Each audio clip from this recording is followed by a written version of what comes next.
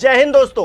अब तक आपको खबर पता ही चल गई होगी, ऑपरेशन सिंदूर लॉन्च कर दिया गया। जब रात में हम और आप सो रहे थे, यानी कि 1:05 से लेकर 1:30 तक ये ऑपरेशन सिंदूर चला है। पाकिस्तान में जो आतंकी ठिकाने थे उनको निशाना बनाया गया है इस ऑपरेशन के जरिए, और उनके आतंकी ठिकानों को नेस्तनाबूद करने का काम भारतीय वायुसेना ने किया। अपने पराक्रम और शौर्य से हमेशा ही भारतीय वायुसेना अपना जलवा दिखाती रही है और हमारा सीना चौड़ा करती रही है। एक बार फिर से वही हुआ है। पहलगाम का जो हमला किया गया उसके बाद 2 हफ्ते लगे, लेकिन भारतीय सेना ने इस तरह से बदला लिया है कि पाकिस्तान भी घुटनों पर आ गया। जी हां, पाकिस्तान घुटनों पर आ गया है। इसका मैं सबूत भी देता हूं। पाकिस्तान के जो रक्षा मंत्री हैं ख्वाजा आसिफ, वो बयान क्या दे रहे हैं, जरा उस पर गौर करिए। वो कह रहे हैं कि भारत और कोई कार्रवाई नहीं करेगा तो हम भी कुछ नहीं करेंगे। यानी कि पाकिस्तान जो अभी हमला किया गया है उससे कहीं ना कहीं एक सबब लेने की कोशिश कर रहा है, और उनके रक्षा मंत्री कह रहे हैं कि हम कोई कार्रवाई और नहीं करेंगे अगर आप कोई और कार्रवाई नहीं करते हैं तो। इसके अलावा भारत की तरफ से भी साफ कर दिया गया है कि अगर जो हमने हमला किया है इस पर कोई हरकत की गई पाकिस्तान की तरफ से तो फिर हम और भी बड़ी कार्रवाई करेंगे। यानी कि साफ तौर से चेतावनी पाकिस्तान को दे दी गई है कि हमने अपना बदला लिया है। इस बदले के बदले अगर आपने कुछ किया तो फिर जंग होगी, और उस जंग में क्या अंजाम होगा पाकिस्तान का, आतंकिस्तान का, यह हर कोई जानता है, पूरी दुनिया जानती है। दोस्तों, ऑपरेशन सिंदूर की दोस्तों बात करूं तो लश्कर ए तैयबा और जैश ए मोहम्मद समेत जो इनके मुख्यालय थे 9 ठिकानों पर हमला किया गया है, और बताया जा रहा है करीब 90 जो आतंकी थे उनको मार गिराया गया, उनको निस्तानाबूद कर दिया गया है, उनको जमीन में गाड़ दिया गया है, यानी कि मिट्टी में मिला दिया गया है। तो अपने आप में यह बहुत बड़ी कार्रवाई भारत की तरफ से की गई है, और इस पर हर कोई भारतीय गर्व कर रहा है और जश्न भी मना रहा है।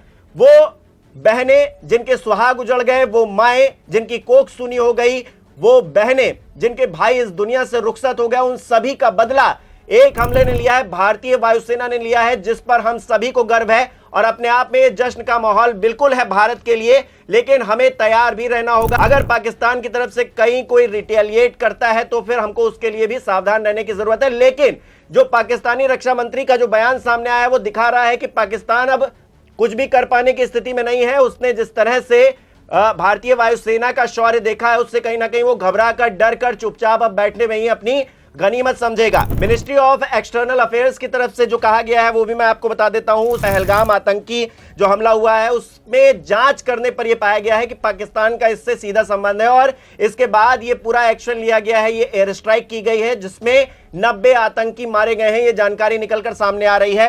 कर्नल सोफिया कुरैशी इस बात की जानकारी दे रही हैं और कह रही हैं कि सैन्य ठिकानों को निशाना नहीं बनाया गया, यानी भारतीय सेना किसी भी तरह से पाकिस्तान से लड़ना नहीं चाहती है, बल्कि जो पाकिस्तान में आतंक के ठिकाने बने थे उन पर हमने हमला किया है और 90 आतंकियों को मार गिराया है। जो जानकारी निकलकर सामने आ रही है, कहीं पर 100 संख्या भी बताई जा रही है, उससे ज्यादा भी हो सकती है।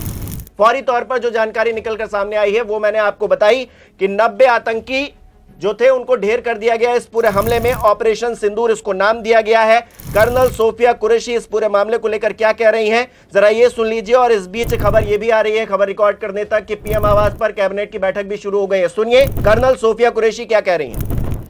ऑपरेशन सिंदूर 22 अप्रैल को पहलगाम में हुए विभत्स आतंकवादी हमले के शिकार मासूम नागरिकों व उनके परिवारों को न्याय देने के लिए लॉन्च किया गया था। इस कार्रवाई में 9 टेररिस्ट कैंप्स को टारगेट किया गया और पूरी तरह से इसे बर्बाद किया गया। पाकिस्तान में पिछले 3 दशकों से टेरर इंफ्रास्ट्रक्चर का निर्माण हो रहा है।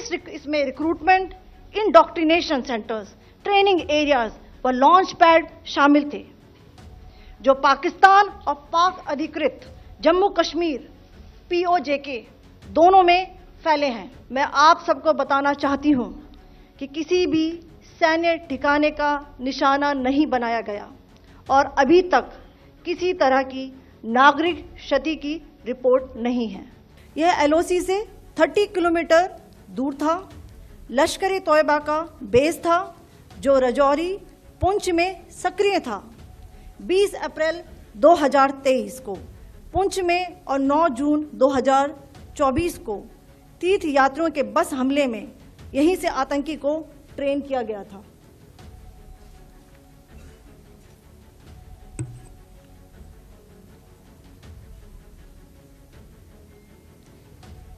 बरनाला कैंप भिम्बर, ये एलओसी से 9 किलोमीटर दूर है।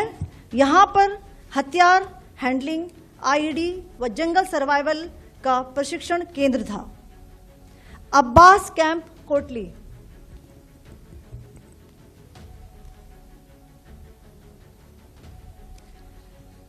यह एलओसी से 13 किलोमीटर दूर है। लश्कर तौयबा का फिदाइन यहाँ तैयार होता था। इसकी कैपेसिटी 15 टेररिस्ट को ट्रेन करने की थी। अब मैं पाकिस्तान के अंदर के टारगेट से अवगत कराना चाहूँगी। पहला, सर्जल कैंप सियालकोट, यह अंतर्राष्ट्रीय सीमा से 6 किलोमीटर की दूरी पर है, सांबा कठुआ के सामने।